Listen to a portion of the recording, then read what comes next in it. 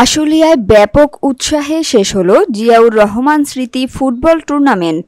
বিস্তারিত থাকছে সাভার থেকে মাসুদ রানাকে সাথে নিয়ে ফয়জুল ইসলামের প্রতিবেদনে।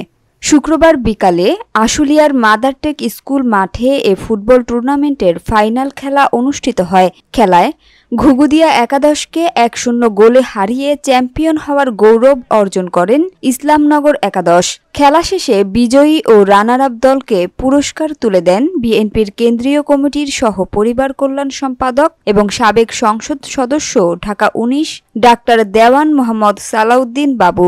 বিশেষ অতিথি হিসেবে উপস্থিত ছিলেন মোহাম্মদ খোরশেদ আলম, সাবেক যুগ্ম সম্পাদক ঢাকা জেলা বিএনপি, মোহাম্মদ জহিরুল ইসলাম, ভারপ্রাপ্ত চেয়ারম্যান পাথালিয়া ইউনিয়ন পরিষদ। এ সময় আরও উপস্থিত ছিলেন আমিনুল ইসলাম, সাবেক মেম্বার ও সাধারণ সম্পাদক পাথালিয়া ইউনিয়ন বিএনপি, শামসুদ্দিন বাবুল, সভাপতি মাদারটেক উচ্চ বিদ্যালয় পাথালিয়া ইউনিয়নের ৭ নং ওয়ার্ড যুব সমাজ এ ফুটবল টুর্নামেন্টের আয়োজন করেন। খেলাটি দেখার জন্য মাঠে হাজার হাজার দর্শক উপস্থিত ছিলেন এবং খেলা উপভোগ করেছেন।